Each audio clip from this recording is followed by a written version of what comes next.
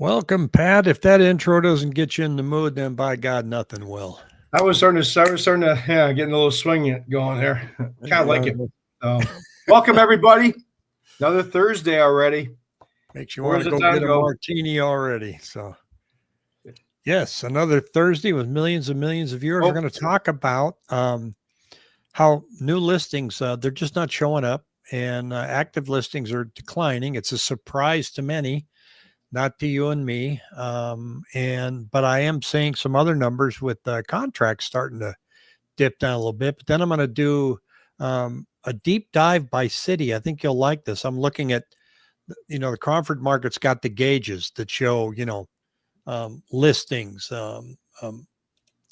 contracts, and then comparing it to what's happening to the average sales price. In other words, okay, I get it. I look at the Cromford market number, but what's it telling me? So average sales prices are a lagging indicator.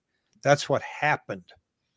Cromford data is forward looking, kind of like lighting a match on a campfire. The match is coming, that's forward looking. Once you lit yeah. it, that's lagging. The fire has started. So we're going to kind of take a look at that. And then we'll talk about mortgages and fun stuff. It's just going to be our regular Thursday fun fest. And there's one guy that clicks the thumbs down on every video I make. So go ahead and do that now. Get it over with, because I know you don't watch the whole video anyway. And it doesn't hurt the channel because YouTube doesn't care whether you give me a thumbs up or a thumbs down. They count as activity. So go ahead and do it. There's one every video. I think I know who it is. But see the kind of gold number depending on your computer monitor, the big bars there. That's the number of new listings that came on. And then the black line is the number of new contracts. And they're kissing right now. They're right together. They both dropped down to like 2,800, 2,800. You can see on the ticker below the actual numbers. But we have been, at one point, we had a pretty good gap between new listings and new contracts. And the gap has really closed over the past few weeks. Most of that because of the holidays, but it's not adding to our new listing count, which when I, updated the ticker below there, I only updated it by like 60 homes. And so we're not seeing this really adding to our new listing count. And I'm going to show that to you right here. It's actually coming down. Now, this was easy to predict because this was right after we had a boatload of expireds and canceleds, and then we had the holidays. So when this gets updated next week, you can expect this to be flat. And I think it's going to be flat to declining through the rest of the summer just because of seasonality. So I don't think we're going to see anything alarming. Now, I do want to point out, if you go in the description below, Pat, when this replays or for people watching, I have uploaded these real estate reports from the MLS, which is actually where Cromford gets their data. And you can click on that, and there are 2 or 3 different reports you can look at called stats, and you can download those PDFs for yourself. So take a look at that in the descriptions below. And here's where we're at with average list price. That should give buyers a little glimmer of hope that sellers are starting to get a little easier in lowering their prices. Now, I wanted to point something out because we talked. Well, first, before I get that, here's sales per month, just like last year. Oh yeah, week after week. It's amazing how similar it was from last year. Yeah, and so when I make a comment that it's a bad market, it's not a bad market because prices aren't going up. Because, realtors, we get hit in the head all the time. Oh, you guys just want real estate to go up so you can make more commissions. Well, you just don't know anything about being a realtor then, because I don't encourage people to list their home for more so I can make more, because if I do that, I won't make a dime. What I'm looking at when I say it's a bad market is our transactional volume is very low. So it's harder for sellers. And a lot of buyers just aren't being active. They're sitting back and waiting. So we're not getting many turns out there. So that creates a lot of layoffs in the industry. Title company, lenders, realtors bowing out. But I think both of them could pick up equally. In other words, we're at 2,800 contracts now. If we end up, and we'll talk about rates in a moment, but if we do get in an environment where it's getting easier for buyers to get into a home and it's getting easier for sellers to sell a home, then both numbers will come up. Transactions will increase, and it may not have an impact on prices.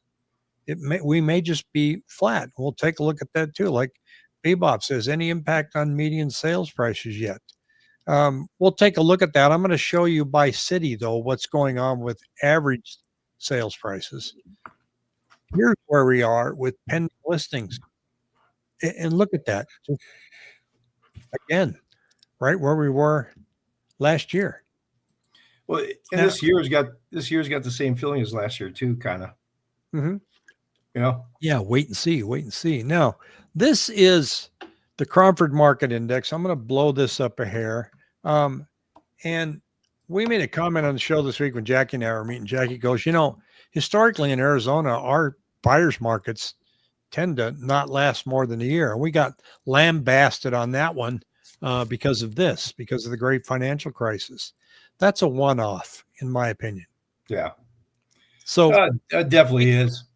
We can say, okay, from 2006 to 2009, yeah, that was more than a year.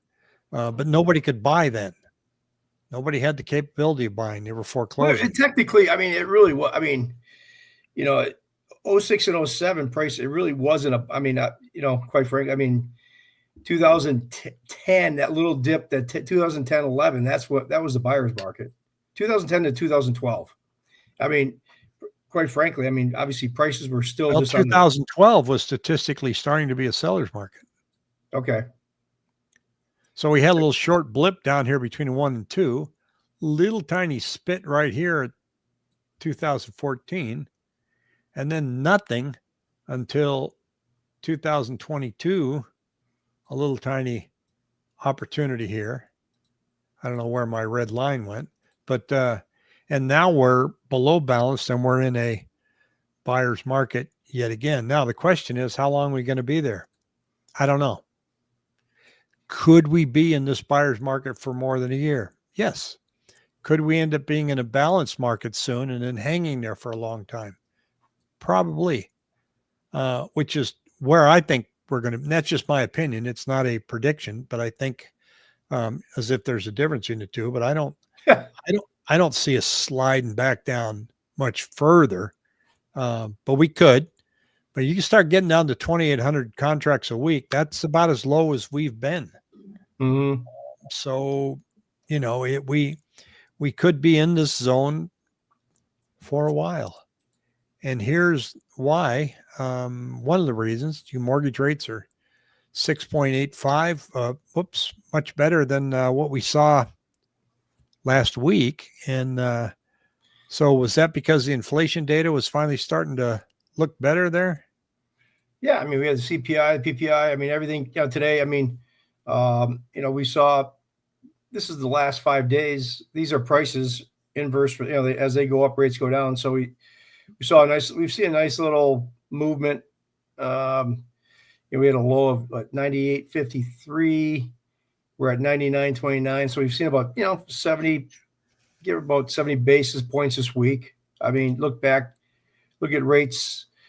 Obviously, back in April, we had a little push lower rates, but overall, the CPI, the PPI, the last couple of months, I mean, you look at it,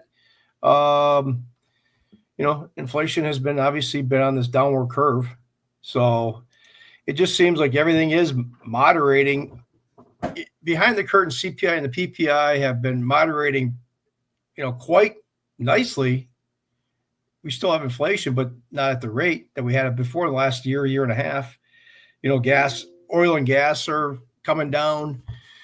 It seems like the pressure gauge has kind of loosened up on the CPI and the PPI. Now, obviously, the biggest thing, which I still think you and I kind of agree on this, I mean, that these tariffs, I mean, we've been talking about this stuff now for like the last 2.5, 3 months, and it still has not, made up to be anything but for the most part. Well, I felt in the beginning that the reaction to the announcement of tariffs, the reaction was an overreaction because they weren't giving it time to wait to see what was really going to happen. I Yeah. didn't see it adding to inflation because, we all know how Trump works. He's going to throw this at you and then negotiate it down to here. And that's what we're seeing. And now it remains to be seen.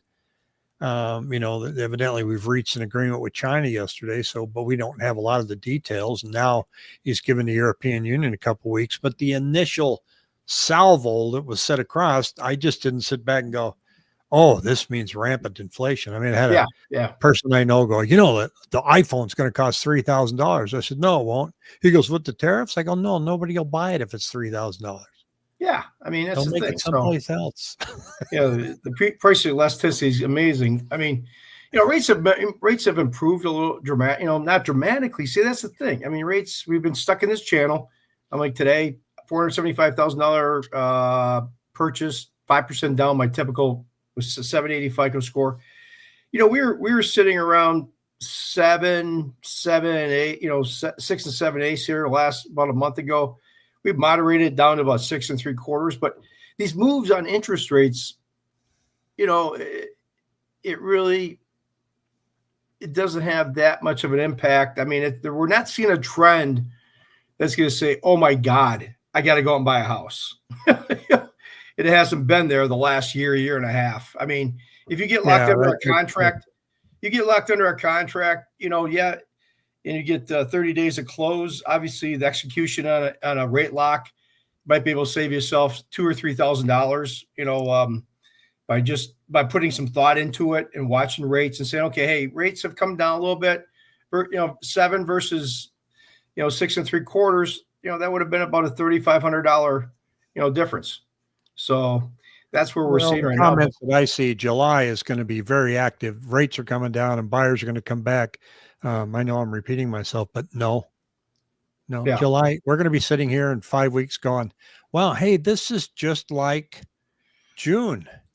Hey, Jared, hope the weather's good up there in Oregon. My brother went out shrimping in Washington this week and got his limit. So that was, said the weather was absolutely gorgeous. Morgan chiming in. Like to hear it. Yeah. So I don't see July springing out in September and October. I don't see a rate cut next week either. Do you? No. I mean, Powell, basically we got Trump, kind of bashing him again today. But, once again, the more he bashes to Powell, I think Powell's giving him the big finger. Yeah, that's right. Yeah. The he more he can't lower rates because the president wants to. That would be just a can of worms. That would be asinine if he did. It's like, let's just shut up, Trump. Please, just. I think our letter to Jerry probably had more power than Trump, but that's probably what he's waiting for. Yeah, exactly. But I think my gut. The more things change, the more they stay the same. As I said, I think you and I, June, July, and August are going to be like this. I think if inflation does keep moderating, because by September they're going to have 3 months of inflation numbers. Certainly they could drop it a quarter, but once again, the Feds do something, they drop it a quarter. It's not going to be like it's going to drop rates from 6 3/4 down to 5.5. Yeah. The 10-year Treasury is what is going to control all that. And obviously, if we have inflation moderating, the 10-year Treasury will take care of the Fed work. The Fed is just short-term federal funds rate. It's short-term money. Once again, the mortgage-backed security market looks at the 10-year, longer-term rates. If inflation is moderating, it'll be built into the 10-year Treasury, which will eventually build into rates. My take on it is, September, October, rates might moderate to, if we see the low 6s, once again, if you might see a surge of, people like, okay, I can buy now.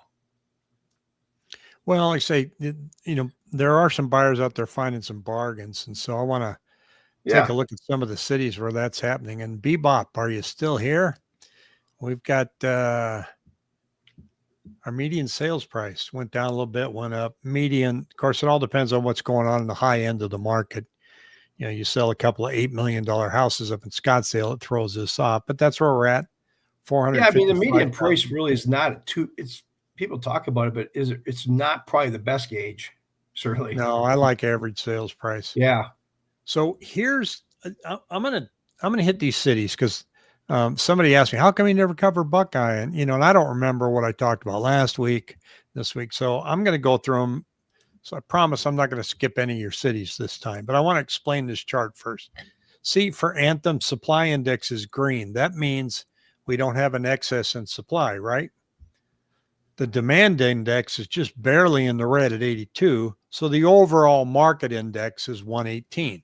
Anything over 110 is considered a seller's market, benefit sellers more than buyers. Okay, well, that's all fine and good. But what does it mean for average sales prices? And again, this is a leading indicator. Let's look at the lagging indicator and see what that impact has been. And if we go here and I pull out all the cities and I just go to Anthem, you will see that their average sales price has gone up since February.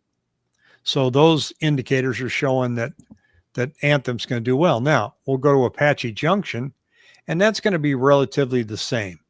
So I can go, and I won't go through and pull up. Well, I might as well. I'm here, right? So Apache Junction, look at that. They shot way up. Okay. And again, Apache Junction has got, really, really, really low end and quite a few high end as well, surprisingly enough. So yeah, it's quite a mixed market out there. You've got mobile homes, and then you've got $3 million homes towards Superstition. Yeah. Now, Arizona City, they got a lot of supply, so it's in the red. Their demand is just starting to show it in the 90 range there. So the overall market is red. So if I go over to, we don't want to go to my MailChimp. Let's see, go to Arizona City. And there we are. Their prices surprisingly went up, kind of stayed flat past couple of months. What's Creek look like? Santan. Well, we'll get there. Okay. So here's Avondale. Sales down about 6% in Phoenix, says running at altitude. We'll get to Phoenix here in just a few alphabetical moments. Green, green, red. Okay. Let me go to Buckeye because this is one of the standouts. This is the area that's really competing with new builds. See the supply index? Wow. I mean, not only do you have a lot of homes on the multiple listing service, but then you've got all of the homes that aren't on the MLS that are in the new build community. So their market index is down to 52.8. Their demand is kind of tepid, 99.3. So there's people that, it's balanced. They want to buy. And so if you go and you look now at the city of Buckeye, and I pull these off and I put Buckeye on, their prices are getting hammered. Huh. So there's, that's the relationship between supply and demand right there. Supply is huge. Demand is tepid. Prices come down. Now, Fountain Hills has been a winner in the index where you got green, and demand is slightly low. And you go to Fountain Hills, I'm going to get rid of this. I keep going over the wrong tab. As long as I'm going to MailChimp, that should be a good reminder. Have you signed up for my newsletter yet? Let's see right here, Fountain Hills. This looks like my EKG. So their prices went down on average. Again, they got, $600,000 homes and $8 million homes. So that kind of distorts that a little bit. Gilbert has, their problem is not on the supply side. Their problem is on the demand side. Kind of surprising, huh?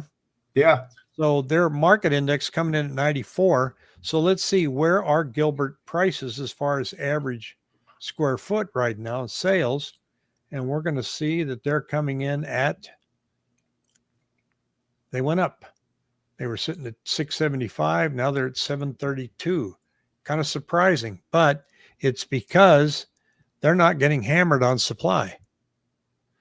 They still have enough demand there to kind of keep the market going. And there just isn't an excess in supply. Until we get in the red in Gilbert, we're not going to see prices going down. Now, let me jump ahead to Phoenix here for running at altitude, see what we're looking at. Phoenix has got green with supply. Market index is yellow. Demand is slightly in the buyers. And so let's look at the average sales here for Phoenix. Pull this off, pull them all off. I wish there was a quick way to do this, but there ain't. And where am I at? Phoenix right there. They're kind of, I'm going to say it's kind of flat. We dipped down March, down here June, so they are kind of flat. We got a comment here. Let's see, sales down about 6% in Phoenix. Let me look at overall sales in Phoenix. Let's look at pending. I'll have to do it by analysis by city, major city, appreciation, demand, index. Hang in there with me. You'd think I would know this really quick where to find this stuff, but let's go to pending listings if I can, which I think is under the snapshots here. Analysis by topic, pending listings by city. Here we go, weekly, and we're going to look up Phoenix for you. Oh, and it was already there. So you know what? We're right at last year. Which, last year was no picnic, but we're at 572 now. That's pending listings. I think, out of those pending listings, how many of those got canceled? So, it's how many have actually closed. I got a listing success rate. I won't cruise around with that now, but we can come back to that later. But Queen Creek, you were asking about supply again. You're competing with builders. We're in the red. Market index is 61. Demand is tepid. So what's going on with prices in Queen Creek? And we're going to get rid of all these here and scroll down to the Q. Can you say Queen Creek quickly, Pat? Because I can't. I can't say it. Queen Creek, Queen Creek, Queen Creek. Yeah, well, you're it. So I'm having a hard time scrolling to that. There it is. Okay. Not too bad considering where the numbers have been. Yeah. So we have a comment here from BTNT, a little Elvis picture there. Are buyers asking 20% of their asking price and sellers agreeing to it? There's a $5,000 house I want but can't afford. They're asking for it. As a rule, they're not getting it. But again, it depends on the area. If you're asking for 20%, then they don't agree. 20% of $500,000 home, that's pretty juicy. Yeah, you're not getting that. I've had buyers write offers for that, and they're usually dead on arrival. But statistically, you can probably find one that'll say, yeah, but you're just going to have to keep shooting. So let's take a look at Sun Lakes here. Everything's pretty balanced. Scottsdale, green, yellow, red. So Scottsdale's getting hit a little bit. Maricopa, red in inventory, red in the market, and the demand index is red. So let's see how rich that is there. Maricopa right here. And their prices, they got hammered at the beginning of the year and they haven't recovered yet. So they kind of went up from 365 to 381, nothing major. So try saying Queen Creek. Here's a good one. Cave Creek 3 times in a row. Not without a drink. Well, maybe we'll have a contest one day. Yeah. You got something here. This is this is just a chart appreciation by state. Yeah, National Associated Home Builders is this chart. Obviously, it said first quarter 224 versus first quarter versus first quarter 25. Overall, like I said, all these doomsayers that are trying to come out these poor doomsayers, this crash bros, like what that Reventure guy. You had talked just before we got on air that there's an article that you're saying that home prices are we're crashing 1.9%. Well, that was Redfin that came out and said the bubble has burst. So they're predicting we're going to be down 1.2. If that's their bubble bursting, I don't know where the hell were they in 07, 08, and 09. I wonder what they were they crapping their pants? I mean, just, I mean, you got Arizona. I mean, this is just a chart, this is a site that I pulled up that popped up, Arizona. I mean, you got all blue. And what's kind of funny here, it says house appreciation by metro area. Basically, I mean, if I could blow this up, obviously this is stuff you talk about, we're talking about it locally, but see, where the hell is where'd it go? I just blew it up a little bit, but it's this right here down 7%. You got Florida getting hit. The coast, it's basically the hurricane areas. Yeah. Are getting hit. So overall, though, I mean, you got pockets. I mean, look at that. That's once again, it kind of we're just muddling along, but waiting for. I mean, if obviously, like the condo market down here, I mean, in Naples and in this on this side, they're getting insurance, the condo insurance problems, the HOA. That's causing a lot of problems down there because that's a big majority of their building is condos down there. So yeah, they're getting hammered. I found this, Pat, for running at altitude here. I found closing sales month to date. Look at that. June of 2024, 1,220. June of 2025, only 5 more homes. Just tit for tat. Yeah. All markets. So I could probably change it by city, but so we're down about 200 homes versus 23. And then you get into silly season in 2021, June of 2021, and we were, twice that volume. And a fraction of the inventory that we have now. Centners says, finally able to watch the live stream live. Welcome. You'll never know what happens here. Any news when they're going to start building homes in Biscuit Flats across the chip plant? I read the state sold the land to builders last year. I expect them to start digging in about a year and a half. By the time they buy the land to get going, it takes them some time. So, are you familiar with that area? Biscuit Flats? I never heard of Biscuit Flats. I don't know exactly where that is, but up by the, do you know? Up by the chip plant. Yeah. So, now I said earlier that I don't see sales changing. I mean, you can already see that we're right there at 2024 levels, and I expect us to maintain that. There's always a black swan event hovering above us, a dark cloud that sometimes comes down and sometimes never appears. Like for right now, we've got in September, the FHA is going to release all these foreclosures. I haven't seen a report on that. I just see comments on it. But that stuff's always out there. Yeah. There's always some type of news out there. So when I talk about where I think we're heading in the short term here and even the midterm, the next 6 months, I put that all aside until I see it. Yeah. Because I drive myself nuts. I mean, I read a lot of stuff every morning. And then, oh my God, yeah. I comb, and as you do too. I mean, we just get hit with emails after emails on stuff. And so I want to show people what I've added to the newsletter that comes out every Monday morning. And you add to it as well with your McMortgage tidbit, which I appreciate you jumping in on that. So I know it takes 4 or 5 days to write it, but no, I'm kidding. I formulate what's going on in the market, my 2 cents worth.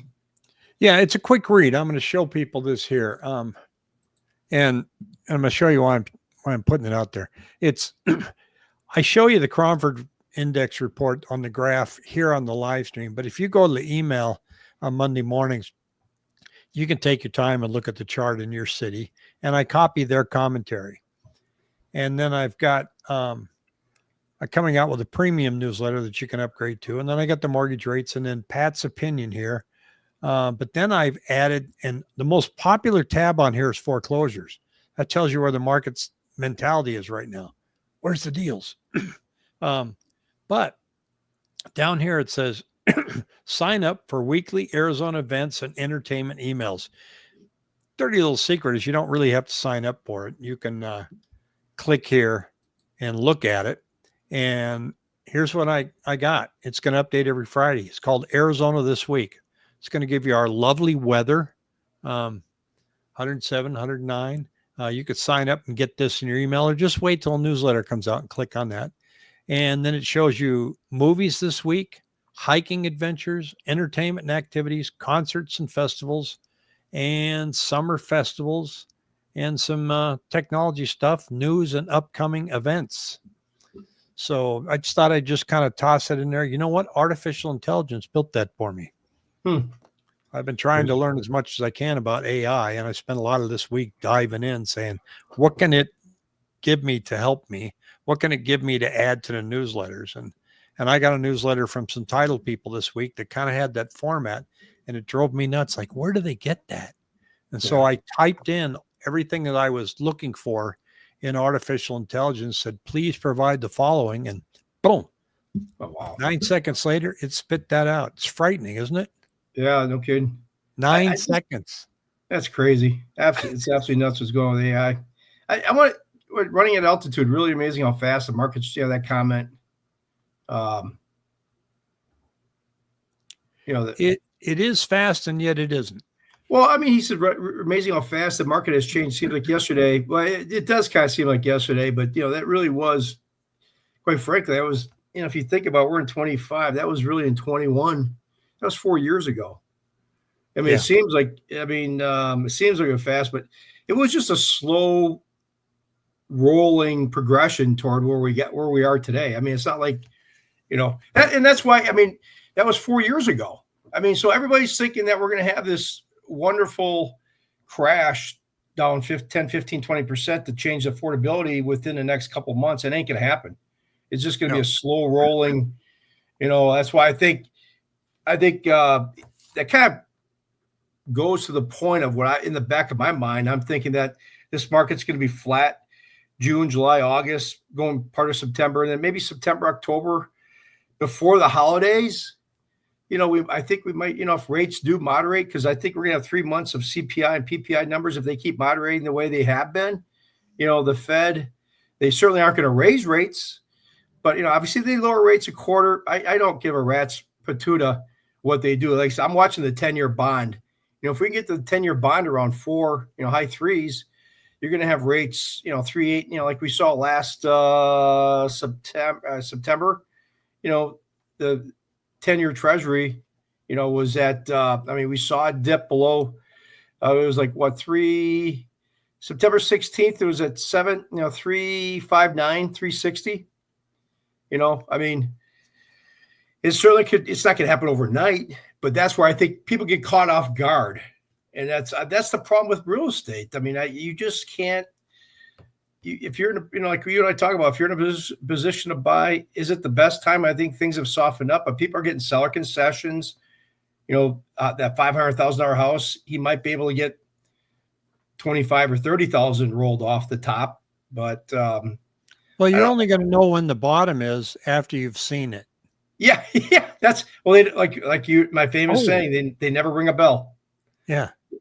And so nobody. That's the thing. It's like I saw a meme, on Facebook, for what memes are.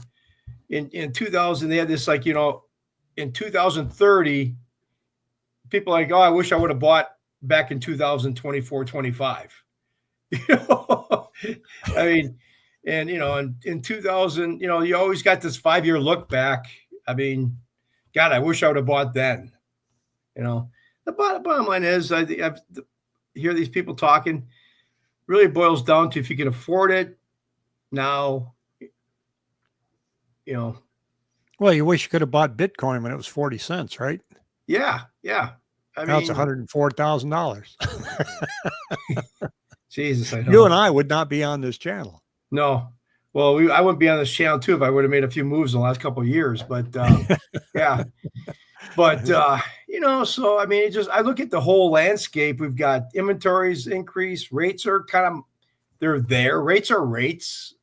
I don't see rates really. Obviously making a prediction, but if we do start moderating into the mid to low sixes, you'll see people popping up, and it's just gonna be the same old, same old. We're so accustomed to seeing some huge swing the last 10, 15 years that it's nuts. The ongoing Clayton says, I'm more concerned about the ongoing maintenance of a house. Forget the mortgage payment. That never threw me out of the water when I owned a home. When I owned a home, because I've owned several. So it just, that should be of a concern, some concern to some people if they're living on the edge. Your budget's really tight and something breaks, yeah. But maintenance, your general maintenance of a home, if you can just stay on top of it, usually doesn't come up to bite you that much unless you got, pool equipment, ACs, they can give out, but just get a home warranty to help you with that, get it ahead of time. And, but it's a cost. There's no doubt about it. They're calling the wide empty land beside I-17 land south of 303 Biscuit Flats. If I remember correctly, it's like 2,000 acres of land that they sold. Okay. So they're calling it Biscuit so that when you start driving north and you eventually get to Prescott, you won't call it Prescott because you're used to saying Biscuit. Oh, okay. Because you get to Prescott and you call it Prescott, they're going to tell you it's Prescott like biscuit. Yeah. So I did a video once and I inadvertently and accidentally said Prescott, even though I know better. And my comment section went nuts. It's Prescott like biscuit. I was okay. I get it. Sometimes I put out the video. I've kind of tried to back away from going back and reading a lot of the comments because, especially in the ones that are held for review, if you've said something nasty about somebody or you use profanity or anything, it doesn't show up. It's not me not putting it up there. It's YouTube. They flag it and they put it in a section called held for review. And sometimes I go in there and look at it and go, well, some of you people are just mean, So I just delete them. It's easier to sit back here and go tick, tick, tick, tick, tick, Yeah, exactly. Rick's ugly, so that's just the way it works. Well, Pat, there will not be a show next week. I'm going to be in Flagstaff. A good friend of mine's flying out. We're going to go up and hang out at Flagstaff in the Grand Canyon a little bit and just be, nothing but debauchery and chaos. So cool. You deserve it. So it should be. Hopefully nothing dramatic will happen that we have to report in, but same old. But like I said, rates are holding. I mean, I don't see anything in terms of next week. I mean, we got the CPI, PPI numbers came out. Next week, we got some retail sales, housing starts, nothing. Oh, we've got interest rate projection. I know who that's by. It says interest rate projection. Maybe it's just internal with Mortgage News Daily. We're going to be closed for Juneteenth. So nothing too crazy on the overall market. I mean, in terms of the calendar. So just same old on the rates. So listings will flatten out. They'll be down slightly, and they will be down even more as we approach the 4th of July. Yeah, just gives people time to look around. Once again, gives people time to decide. I've seen some people get some good deals. Going back to one guy saying 20% off. I've seen some people craft out some pretty good deals. But you gotta be patient. You gotta be persistent, and don't expect your 20% offer to be met with all smiles and candy. I mean, they're going to push back on you. So you have to stick with it. Don't ever, if you're a seller, don't ever just outright reject the offer. Counter with something that you realistically would like to see. Don't counter with $5 off. I mean, be realistic and counter. Well, that's the thing. Live. Yep.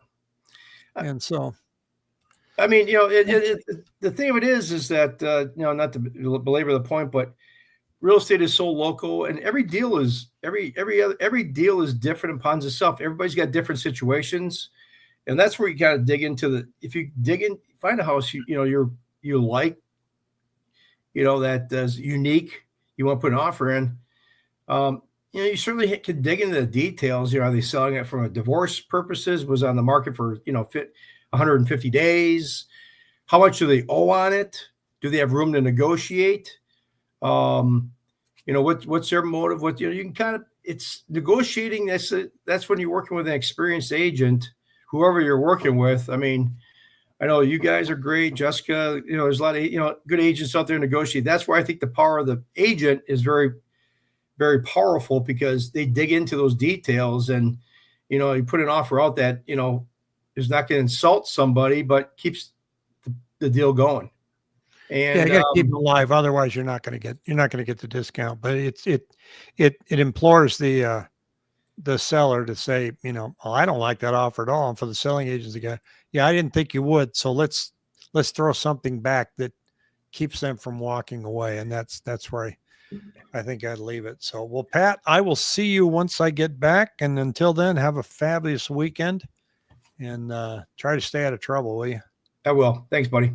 Thanks, everybody.